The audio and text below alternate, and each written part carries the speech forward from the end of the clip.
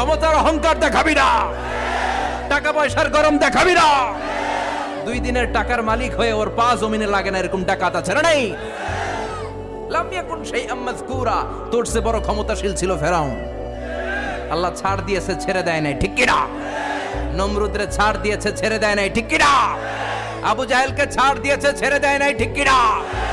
এখনো যারা গাদ্দারি করে, ইসলামের বিপক্ষে কথা বলে, ইসলামকে জমিনের ভিতর গেড়ে দিতে চায়, দেখা যায় আল্লাহ ওদেরকে ছাড় দেয় কিন্তু ছেড়ে দেবে না। চিল্লায় কও ঠিক কি না?